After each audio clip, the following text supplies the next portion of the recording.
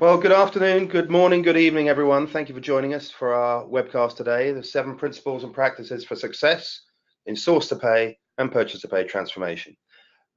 We've got people from around the world. Some of you got up particularly early in California, so thank you for that. We'll try to make the best use of your time. We have a 45-minute webcast sharing experiences and lessons learned the hard way from our guest speaker. Mark Miles is a procure-to-pay director and global process owner with a lot of experience.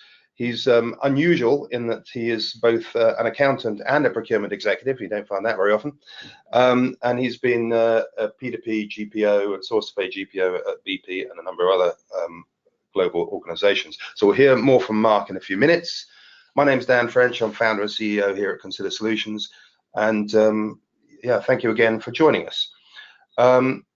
As we go through this, we'd like you to ask questions as they pop up in your head. There's a panel on your GoToWebinar desktop.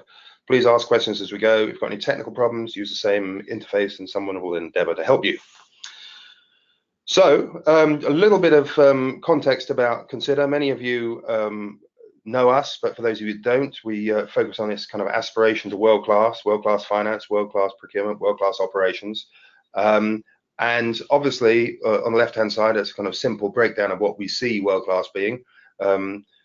Optimizing business results, reducing cost of operations, best cash flow, and optimizing risk management. On the right-hand side, you see the pillars in which we operate. And today, very much, we're talking about process transformation.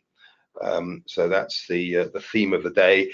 You're going to hear some thoughts from Consider as well as Mark's experiences. But our thoughts are not just our own from our work. We're very fortunate to be influenced by some major brands we work with around the world. Here are some of them. So you're in good company, and some of you are on this call. So thank you for that. So as I say, it's a 45-minute session. I'm going to talk a little bit about business transformation and the shift to digital, because the whole digital transformation issue is taking up a lot of bandwidth, and we need to be clear about some implications. We'll talk a little bit about aspirations and challenges in source-to-pay transformation, and some of that's coming out of our global survey, which has been very well taken up. And then Mark's going to talk to us about blood, sweat, and tears and his 7 principles. And then we'll talk about where next, some considerations, and some Q&A. So do ask those questions as we go through, because that's where a lot of the value is. So before we go too far into this, you can't talk about any form of transformation without this kind of interest in, so what do the digital natives do? What's special about how organizations make this work? And one of the things that's interested me for a long while is how organizations apply their business model to the new world. And if you look at this chart of logos, largely the folks at the top are those you might regard as digital native, and the folks at the bottom are those more traditional businesses that are using digital. And I'm not, this is a webcast in its own right, this one slide, but if you think of your Ubers and Airbnbs and Netflix, I mean, Uber and Airbnb particularly are fascinating in that they don't own any assets. They're really just online dating agencies, and they're massively high valuations. Netflix, we all love it. Pretty much everyone is a subscriber to Netflix these days. And what's interesting about all of these companies is they focus very much on consumer intimacy and convenience, much more than they worry about the economic customer. Now, most businesses, we've always worried about the economic customer. And Netflix is a great example. So in my house, there's 5 individual consumers using Netflix services, and they're all personalized, as you know. And I pay, as an economic customer, I pay whatever it is every month. I don't even know what it is, but something goes out of my bank account once a month. And they don't really pay any attention to me, which obviously doesn't do much for my self-esteem, but they're much more interested in the 5 consumers, and they're incredibly intimate with those consumers. So they know exactly what the 11-year-old is watching and what he's interested in, and what the 19-year-old boy is watching, if it's able to be streamed on Netflix these days, and what the adults are watching, and so on. And they tune what they deliver to those individual consumers, and they make it convenient as possible. And it's interesting to just think about that in terms of transformation with how we think about our own businesses. So talk a little bit about transformation around processes. And this example here is actually the business process for Uber. And it's just worth thinking about in terms of When we talk about transformation, we use the word very lightly, but really transformation is meant to be something substantial. It's meant to be a metamorphosis. It's meant to be a big deal. So this is a good example. So if you think about Uber, when they launch in a new city, first thing they do is acquire the service providers, who are the drivers. And then once they've got a set of those, then they start acquiring customers, you and I. And at the point at which you want the service, you engage the app, they locate you as a customer, they propose a service based on the drivers they have, they select the service provider, and then they will commit that service provider before they commit you as a customer. So think about that. They're committing the supply chain, if you like, before they actually commit to the customer. Now, admittedly, it's a fraction of a second or a couple of seconds apart, but then they commit the customer and then they charge you directly. And then they pay the service provider within 7 days of the trip, which, if you consider the fact they're getting cash from the customer at the point of execution, so they have a day's sales outstanding of 0. That would be a beautiful place to be for anyone. Day sales outstanding of 20 would be nice. So they've got day sales outstanding of 0. And when they pay the service provider, the driver gets paid within 7 days of their trips. And the drivers think that's great, because when we work with big companies, they expect to be waiting 30, 45, 60, 90 days to be paid. So they think 7 days is brilliant. But Uber has a massive cash float of that 7 days. And when you look at that cycle, it's an amazing remodeling of how we see an order to cash process and a purchase to pay process. And it's not either one, it's a combined business process. So I just think it's worth thinking about that as we discuss transformation. I'm not suggesting that we can all do that, but it's worth thinking about the possibilities. So here is a classic source to pay cycle and the component parts. And many organizations really have a purchase to pay focus, from POs through to, or purchase requests, purchase orders through to settlement and payment. Some have a source to contract process and a purchase to pay process. But we know that the ultimate value, the maximum value, can be derived by the end-to-end optimization of that. But it's got challenges, as we know, and as Mark is going to share with us. But of course, there's a lot of stakeholders as well in that, a lot of participants and stakeholders, which makes it even more complex.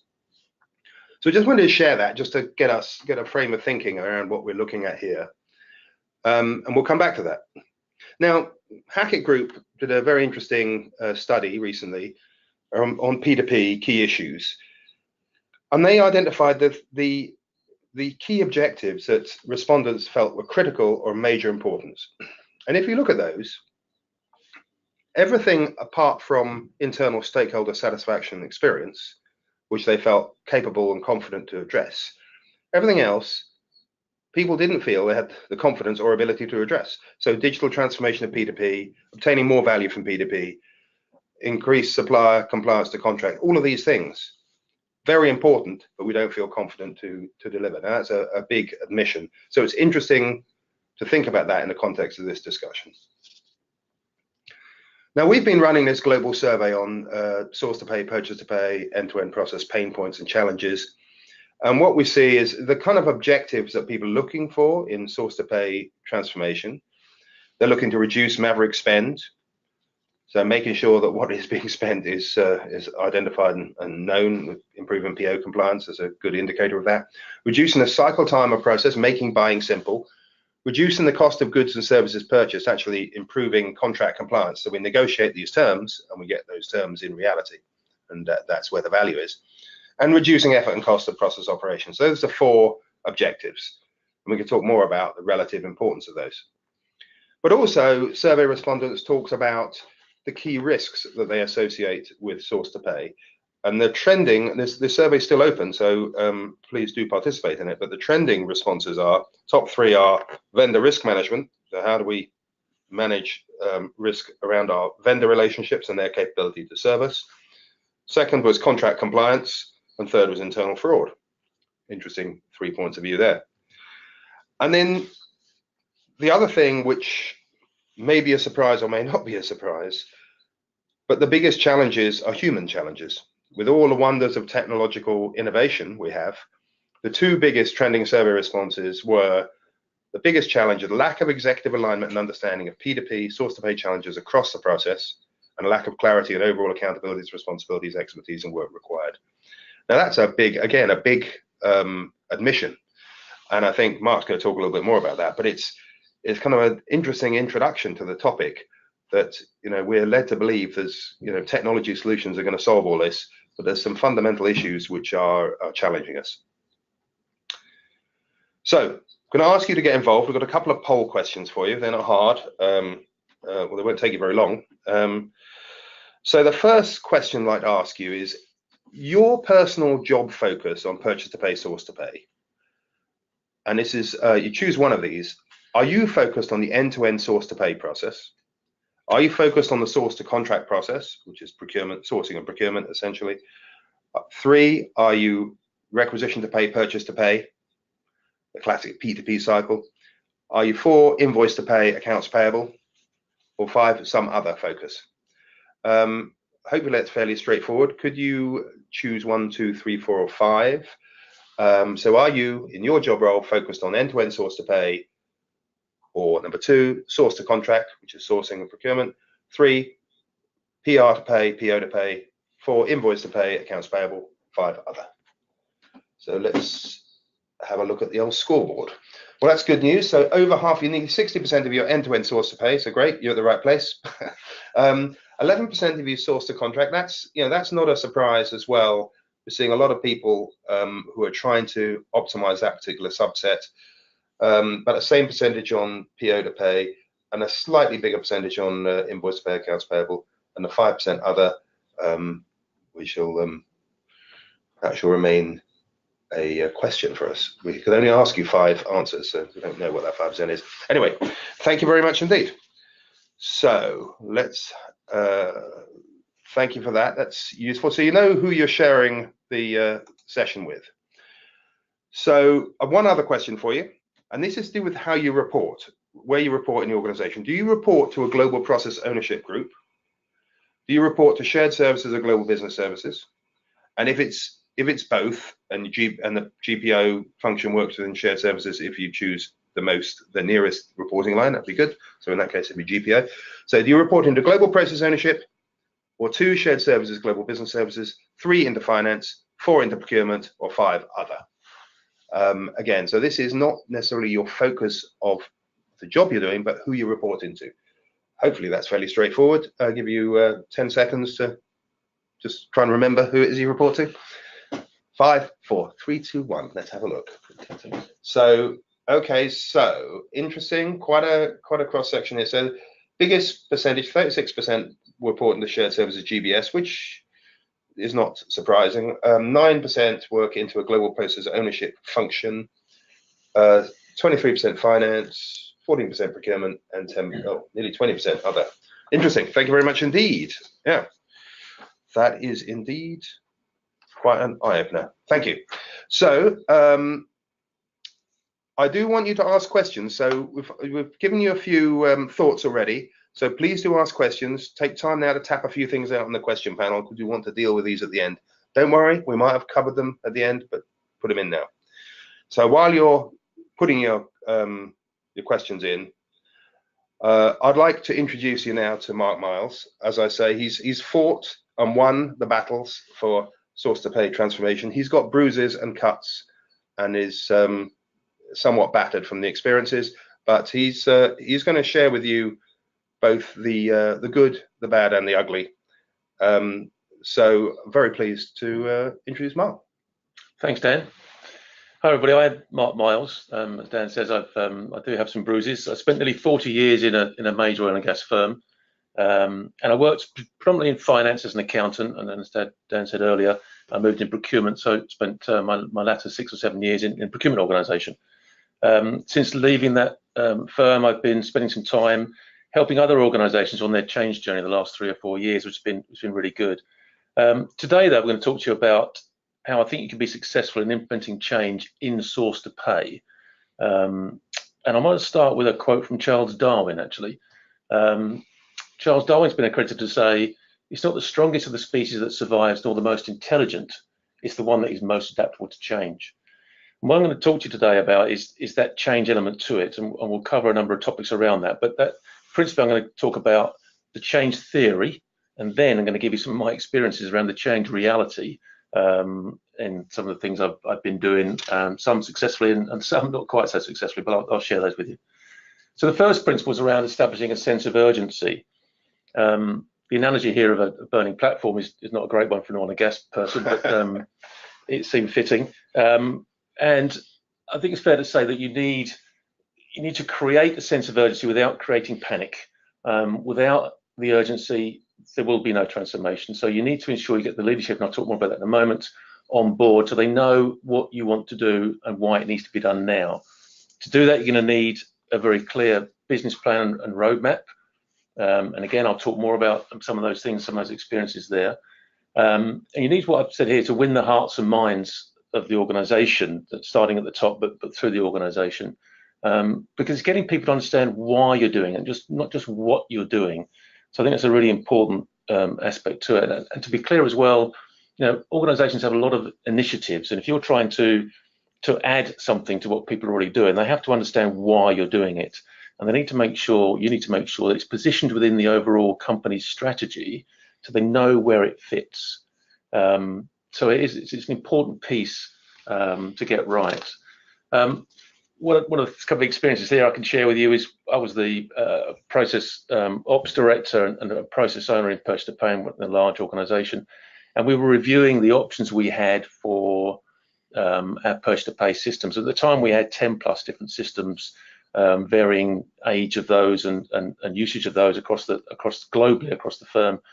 And we were an SAP house at the time, but Ariba were making some moves then in their purchase to pay environment at the time as well. So we had big discussions, arguments and discussions around whether we should be standardized across the firm, whether we should actually build something standalone.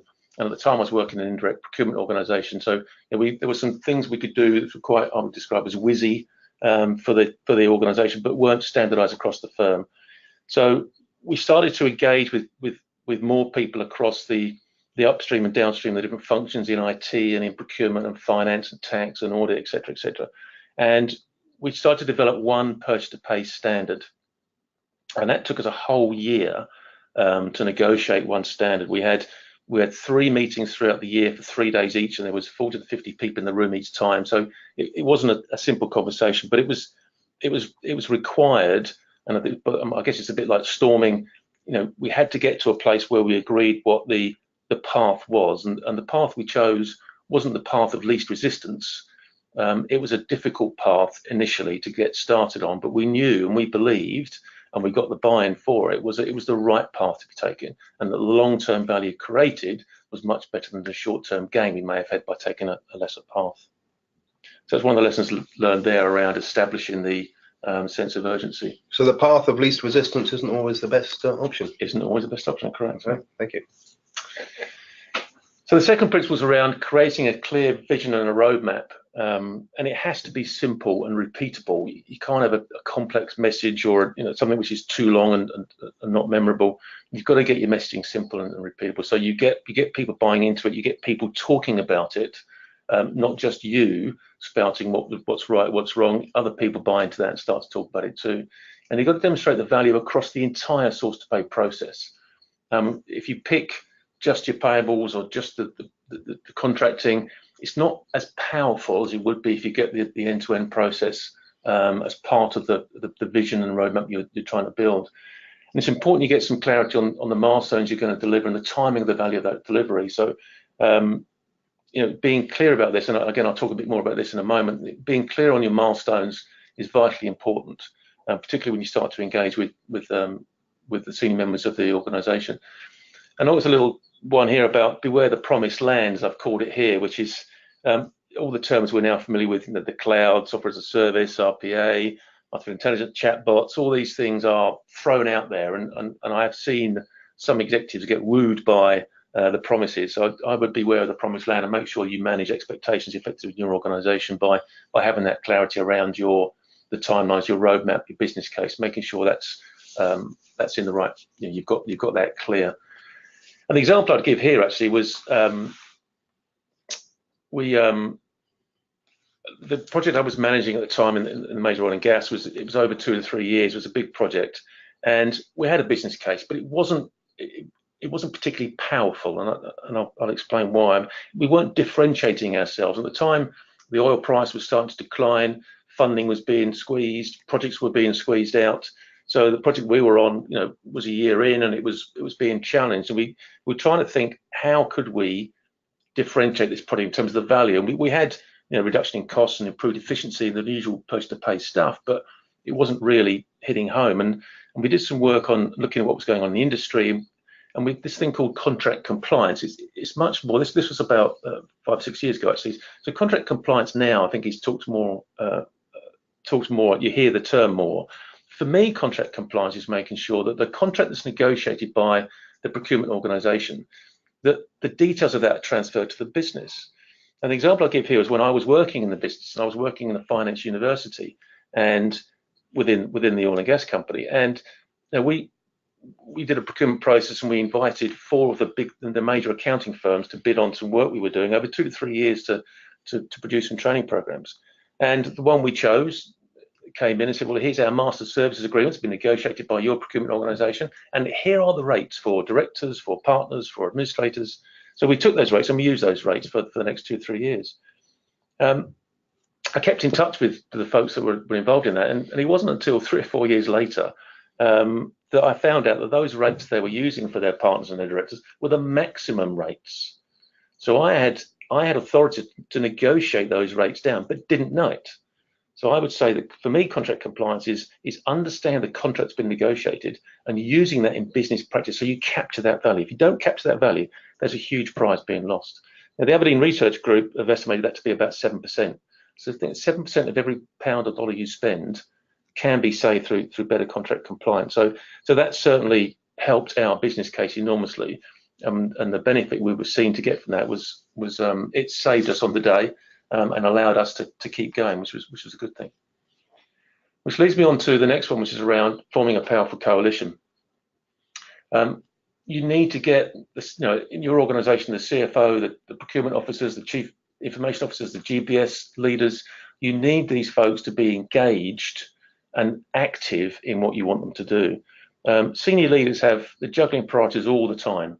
So you've got to make sure that they're engaged in what you're doing, and it's not just a flavour of the month, because flavours of the month, you can be great for a month or 2, but then you're way down the list and you don't get the time you need. So you need to think about how you engage the leaders, and I'll give you an example in a moment, how you make sure that you keep them engaged. And the comment there about damage control versus value creation. Whilst we may think that purchase to pay and source to pay is the sexiest thing around, and we love talking about it, the business leaders have got other priorities, and they only see over here about source to pay or post to pay when there's something wrong. So it's more about damage control. You've got to move that conversation to be value creation. That's where you need to move them to, and make sure they understand the tangible benefits that you can get from it through your cost of purchase, maybe reductions or your cycle times, wherever it is, but also the intangible benefits. You need to make sure they understand that and that they're measurable. Making them concrete is an important thing. So the visibility of spend, why is that important? Making sure people understand why that's important.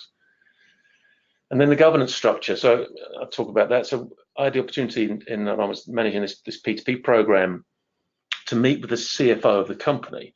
And it was a leadership team meeting, and my goal going in, my ambition going in, was to get him to think of the purchase to pay program as the top program in his world. And he had a pretty big world, let me tell you. But very pleased to say, I got him to say that the purchase to pay program is his favourite. And the following day, I was at a town hall, 1,000+ employees, and he's talking about the performance of the company.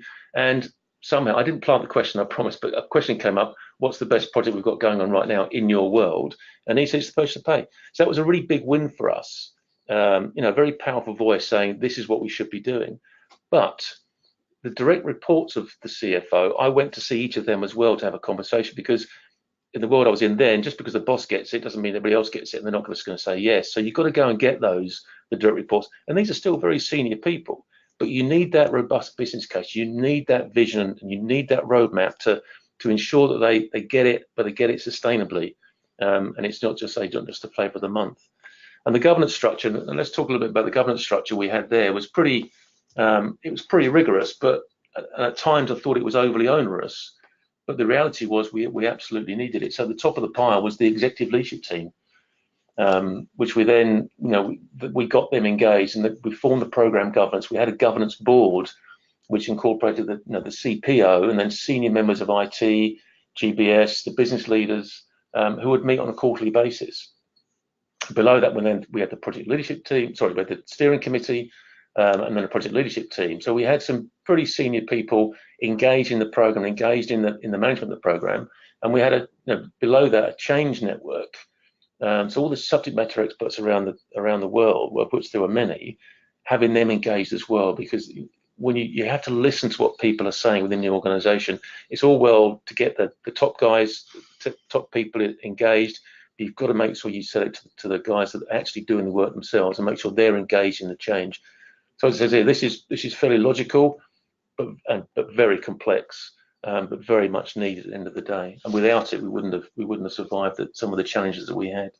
You make a very good point there, Mark. We tend to assume that if the CFO or the CPO is on board with the change, then we're all good. But the reality is that next level of executives, if they do not feel it with a passion, it won't happen. Absolutely. Yeah, that's right. So that's a very good guidance. Thanks. So the next point is about communication and your vision. You need to make sure that the progress you're making is effectively communicated to the organisation. And with communication, as you all know, it's very difficult, because people get so many emails a day and they get so much different communication. They don't really listen to it. They become so blocked off to it. So you've got to break through those barriers. One of the things I say to you is one of the most success we had was about making it fun. We were creative with some of the communications we did. Well, I thought it was fun, but certainly being creative in the organisation was how we won that battle to break through those barriers. And a word of warning as well is, I picked this up one time and I remembered it, is that the value of good communication is determined by the receiver and not the sender. So there are times when I think I've created this fantastic email, this great poster or slide deck, but actually if the receivers of the information aren't getting it, then it doesn't matter what you think the quality is, it's down to them. And you've got to find that right balance in your organisation. You'll know that different organisations work in different ways, but certainly painting the picture as you engage with the organisation is a very important thing. People need to know where it fits with what they do, where it fits with the strategic intent of the organisation. They need to know how this is helping them, how this is helping the firm, and it's very important that you do that. I'll talk a bit about defining the accountabilities in a moment, but this drumbeat of communication, people need to be expecting your communication, need to be expecting to hear more about you, and certainly if you can be successful, people like success. People are drawn to success, and they'll be drawn to it. So it's important that you get that drumbeat and you get that communication out there for people. And a couple of examples here I can share with you. When I was in finance, actually, I was the AP director, and we were creating a centre of expertise and bringing in different businesses into the payment process. And one of the things I checked on was, what's our paying on time record? How quickly, how many times are we paying our suppliers on time? And unfortunately, it wasn't very good. The more we dug into it, the worse it seemed to come in terms of the suppliers' frustration, the business's frustration. It was very difficult for the AP department in isolation to improve if they didn't get the invoice in the system or didn't get the invoice into the department until after it was due. And as much as we stomped and shouted and screamed, we couldn't get buy-in or couldn't get engagement from some of the businesses until we, this painting the picture for people. We painted this corporate social responsibility. And we're not just making this up. This was real. There is a corporate social responsibility for large organisations and having understanding their impact on small suppliers. And the fact that majority of the invoices were being paid to small suppliers, we had a huge impact on them. So we managed to sign the corporation up to the prompt payment code, which you're all now familiar with, and we did actually have a big improvement. So that certainly helped there in terms of communication. Another example where it was more of a challenge was actually when I'd left finance and I moved into procurement, and I took with me my understanding of the payment process, and I was now responsible for the procurement card program. So I was trying to extend the use of procurement cards. So I thought, oh, I've got a great idea. I'll go and talk to the finance guys and get them to replace a procurement card for hundreds of thousands of small invoices. But it took me about a year actually to actually get in the door. I thought I had a key to the door, but I clearly didn't have a key to the door because finance had their own initiatives. They had a lot of their own stuff going on. And it wasn't until we painted that picture of the strategic fit of what we were trying to achieve with the procurement cards and why we were trying to achieve it and how it fits in the end-to-end process and this ownership of the end-to-end process, and therefore engaging with GBS, with finance, with IT and procurement. We got them all then engaged in what we were trying to achieve. It wasn't just trying to replace small invoice. It wasn't just about the procurement card program. It was much wider than that, and that's how it fits in amongst that wider fit. So communication, when you think about it, when you think about your stakeholders, you need to understand your stakeholders. As you can see from here, your opponents, they're going to block it happening. You need to move them along the chart there to become allies to actually help you make it happen. And I'd say beware those that are indifferent, because sometimes they may sit back and just watch it happen, or you think they are, but actually they're not. They can actually be an opponent. So just understand your stakeholders, understand from the communications point of view who and when you're targeting, how you're doing it, make your message consistent, and try and be creative and have some fun with it and get those allies on board. So come to empowerment now, which I think is another really important thing. And again, there are barriers to this because people don't want to change. Fundamentally, people are quite comfortable where they are and don't want change. You talk to people about change and why this is good for them. They say, well, yeah, we've always done it this way, so why should we change? Or, well, this works now, it's okay, why should we change? You're going to get a lot of that, and you need to move people on. And I've used the examples here around the different approaches you can take. Push and pull. So Maggie Thatcher, for those who know, was very directive, very much a push. Spock from Star Trek was very logical, very reasoning. So they're much a push influencing Star Wars. Your Dr. Martin Luther King is very passionate. He'll draw you in. He'll pull you into his way of thinking. And then Dr. Kissinger is very collaborative. So there's different ways you can do this. But so the second bullet there is about the feeling of empowerment comes from within. And I think you can all recognise this yourselves. You can't be told you're now empowered, go do. It just doesn't work that way. So you've got to get people, you've got to find ways, again, being creative, find ways to get people to believe what you believe, to believe in the why of what you're trying to achieve, to get that change. As we say here, just changing or upgrading the IT system, it's just not going to be enough. You're not going to get the value that you want. You could end up just automating some drudgery and not actually do what you need to do, not deliver on the value that you're going to promise the execs that you need to do. An example of this is when I was in a project team, in a source to pay project team, and there was general dissatisfaction within the organisation about the current process. And the company recognised this, and they set up this dedicated team. And actually, I was part of the change part of this, and we delivered the IT upgrade to the organisation. But actually, whilst the software worked, it wasn't really being used. And certainly initially, there was no real buy-in to it. And I think what we'd failed to do was we'd actually failed to get that empowerment, to empower those people. The organisation just wasn't ready for the change. They weren't ready to embrace it. And we hadn't really listened well enough to the feedback. So, again, it's a real case where, without that change, without that empowerment, you're just not going to get the change that you need and that you promised the organisation that you'll deliver in terms of the value. On the upside, though, if you can, plan for and create short-term wins, it's a very powerful thing. As I said earlier, organisations, people are attracted to successful teams. So the more you can be successful, the more people will be attracted to it. And they are transformational projects by their very nature are very complex, and they can be a couple of years, 2 or 3 years. To keep that energy, keep that engagement over time is not an easy thing to do, but you have to be really clear what your objectives are and your milestones within that, and turning those objectives you've got. So any negatives you may have, say there are too many routes to the market, for example, then you make that one route to market. You may have inconsistent data, you may have poor contract compliance or poor PO detail. You may have a lack of segregation of duties, so it's about your control and compliance. So all those negatives, you've got to turn them into positives and then start to celebrate those successes. And I sit here shouting from the rooftops. So you've got to be really vocal, make sure people can hear you. But, and there is a but there, don't declare victory too early. You'd be mindful of your resistors and your supporters, because the resistors will think, great, they finished the project, I can go back to the way things were now without them bothering me. And even your supporters may think, actually, this program's done, take the kudos, I can move on to the next thing now. So I do think we should plan for and create those wins, but make sure you know where you are on that journey. And the rigorous governance process we talked about earlier is part of that. An example there I'll give you is that governance process you saw earlier. it was very rigorous and quite an onerous to get through. And it was a gated process. Some of you may have seen it. It said stage gates. We use a process there, which some of you will be familiar with, which is kind of appraise, select, define, execute, and operate from a project management point of view. And this project was, it was a $20 million project. We're trying to capture $5 billion worth of spend. So it's pretty big numbers and a big project. And as we moved from one stage, so we went from appraise to select or from select to define, we had to get through this gate, which meant we had to deliver on all the deliverables that we promised to do so. And we had some very difficult conversations at times and some false starts. We thought we'd done enough to get through the next step, but we hadn't.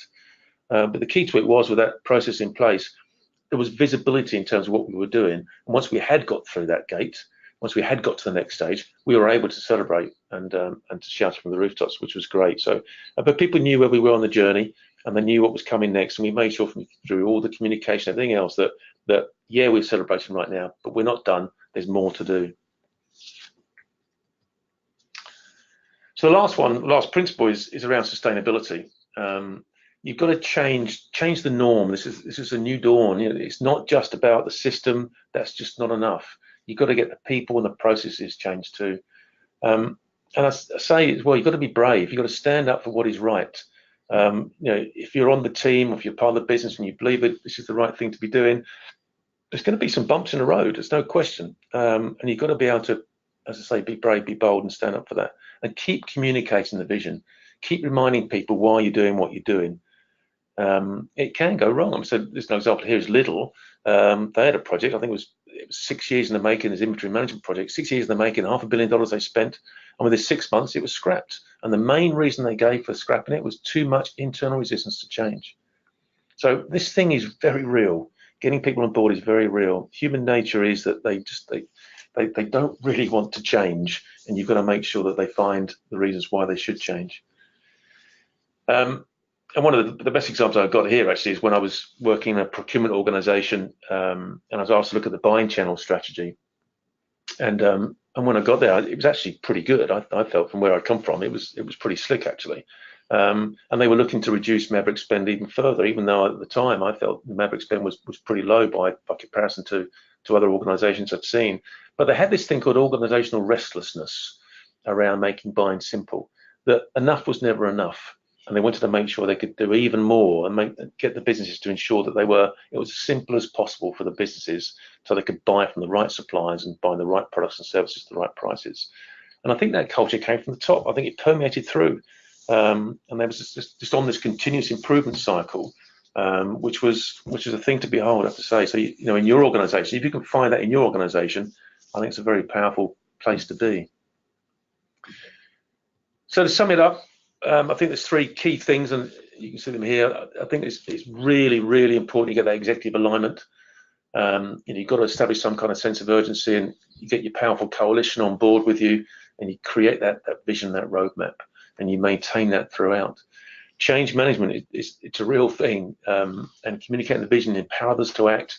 I mean, I can honestly say when I started on a purchase to pay journey many years ago now, we didn't really pay attention to change.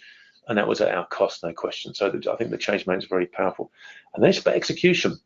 At the end of the day, you've got to execute. You've got to, talk about planning for and creating short-term wins, but you've got to execute. You've got to do that well, and then sustain it to make sure that it's the new norm. So I think at the moment there are enormous amounts of innovation in source to pay. It's all around us. We'll talk about automation, simplification, reducing errors, reducing duplication, reducing Maverick spend. It's there, but I think change is hard. Doing change right is hard. That's not to say that's in a negative way. It's a positive way. If you can fully realize the benefits of what's possible, and I wouldn't underestimate the effort that's required to do that, you can do it. You can win this. You can win this battle. It's not just about the automation. It's not just about the IT. It is a cultural change for the people, the process, and the system. And there are big prizes to be had in this world currently. So go after it with as much energy and passion as you possibly can, and make sure you can win. So it was a bit of a speed through. I hope that was logical and understandable, but just want to say thank you to you all for listening, and good luck. Thank you, Mark. That's a really insightful talk through some of those experiences, and a good synopsis of the key issues we've got to bear in mind. So there's a lot of food for thought there. In fact, I've got questions, and I'm sure you have got questions. So make sure You get your questions in now while you can remember them. Questions for Mark on those topics and those experiences and how it relates to your world. Feel free to ask those questions about how the challenges you're facing. So get those in. Thank you. So just going to ask a couple more inputs from you on the back of that, because there's some really interesting thoughts there. Just want you to respond on these issues. In terms of your source to pay or purchase to pay transformation journey, where are you in that? Are you, number one, on track, or you're delivered, done and dusted, it's all good, and all you do now is go to webcasts? Or is it two, are you stalled or on hold? So serious challenges and trying to work out what to do next. 3, you've got some challenges. 4, you're in a planning phase. Or 5, no plans. Fairly straightforward. Just if you put that in, it's all anonymous, so nobody knows what you're saying. It's just good to get a sense. It's so are you on track and delivered, all done and dusted? That's 1. 2, you stalled or on hold, even if it's temporary hold. 3, you got some challenges. 4, in planning phase, and 5, no plans. So 10 seconds. 5, 4, 3, 2, 1. Let's have a look at the old scoreboard. So some challenges. So over half of you got some. Well, that's not a surprise, I guess. Over half of you, nobody's on track, delivered, done and dusted. So that's kind of reassuring for those of you who might think you're behind the curve. About a quarter of you are in the planning phase, and 15% are no plans, and 8% are stalled or on hold. So that's really, that's not a surprise. So thank you for that. Got one other question for you. On the same token, by the same token. So if you look at your source to pay, purchase to pay transformation journey, even if it is stalled or with challenges or everything's going fine, is it primarily driven by new technology implementation? Is it 2, primarily driven by a process change? Is it 3, primarily driven by an organization change? 4, primarily driven to manage new buying channels, like bring in P cards or catalogs or whatever? Or 5, just thinking about transformation, so you haven't quite got that worked out yet. This is also useful to understand what the drivers that most people are being fed by. So number 1, primarily driven by technology. 2, primarily by process. 3, primarily by organization. So these are the drivers. 4, driven to manage new buying channels. And 5, not really decided yet, still thinking about it. So 10 seconds. 5, 4, 3, 2, 1. Oh, that's interesting. Right, so 30% of you found that question too hard. So you're thinking about transformation.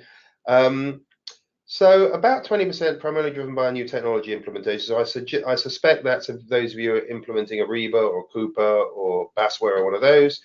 Primarily driven by process change is bigger, 25%, and organization change is about the same. Kind of interesting. Nobody's been driven by new buying channels, which is fine. Okay, well, that's very interesting. Thank you very much indeed. So, right, ask those questions. We're running up to the point where we answer your questions. So get them tapping it in now to the to go to webinar. Get those in. So where next? Just kind of bring some thoughts together here. Mark's made some really great observations and shared some really great experiences here. So I just want to kind of bring it together. I mean, my second Hackett Group slide, I shouldn't really go too Hackett on it, but I do like this in that they explain digital transformation with some key planks here, some key elements. But I like the key kind of watchwords, if you like, which I think we should all consider. How to make it Apple easy, Google fast, and Amazon customer centric. Now, I was talking to somebody the other week and who's made the comment to me, which I guess we've all thought at some time or other. He said, I can, in my lunch break, I can book a international holiday, 6 locations. I can buy clothes, I can buy Christmas presents, I can do all this stuff and have my lunch. And I get back in the afternoon. If I want to get a corporate purchase even launched, I can spend all afternoon and not get there. And clearly there's more control in the corporate world than there is in the personal world, but it does indicate we're well behind the curve. So I think that's worth thinking through. And as Mark indicated, we've got to be very careful about the allure of technology. Technology is amazing and do wonderful things for us, but we also know there is a psychological profile which has been characterized here as a Gartner hype cycle. It's actually taken, I think, it's taken from the the cycle of grief, actually. But basically, when you see new technologies, great new ideas, there's inflated expectations. I want it now. It can do all this wonderful stuff. I'll do it this year. And then as you get into it, you start to realize actually it's a lot more complicated than you thought, and you get into the trough of disillusionment, and then you crawl up, battered and bloodied, up the slope of enlightenment, and eventually get to the plateau of productivity. Now that could also be the Brexit cycle, and I'll leave it for you to work out which bit of that we're at. But anyway, but this is kind of important because our executives are quite often have the inflated expectations, and it's our job also to make sure we set realistic expectations about that plateau of productivity and the time taken to get there. So, we're not going to get everything done in 1 year. What's the realistic, not just the vision, but the roadmap? So technology is wonderful, but don't bet everything on the wonders of the technology expectations. Now, well, actually, I ran a series of workshops recently for some CFOs and shared services leaders, and it's related to this topic around transformation. And what was really interesting is we got a lot of detail. This is a simplification, this is an aggregation of the results. But obviously, the key element of transformation is around item B. It's simplification, standardization, and automation. How are we going to put that in place? And clearly, engaging staff, having the right talent and skills, absolutely critically important, and organizational executive alignment are pretty critical. What interested me is universally, these groups came together and they categorized getting engagement and understanding and collaboration on the end-to-end process as one of the critical inhibitors to success. And Mark's talked a little bit about this, about winning hearts and minds. We've got to go beyond the CPO and the CFO to the second level management and the third level. And these are kind of business partnering skills, which people talk about a lot, but are perhaps not in as great supply as we need them to be. And then the use of analytics to actually inform the discussion. So here's what's actually going on to inform that end-to-end process engagement. So I think that's been a really interesting insight, and it kind of raises some questions about the priorities that we put things to. And it kind of echoes our own experience in that what we see time and time again, and we're observing this, is that best practice examples, organizations are using data, insightful data, to understand process, not just the obvious process, the nuances of process, how it really works, and what the unusual activities are, and the exceptions. And that insight and understanding acts as a catalyst for collaboration and alignment up and down the process to get people more understanding and agreeing what the issues are. And that gives us the opportunity for transformation. And then that gives us a foundation for automation. It's almost like a pyramid, if you like. And too often we put it the wrong way around and start with automation. So that's been a very interesting experience and feedback we've had.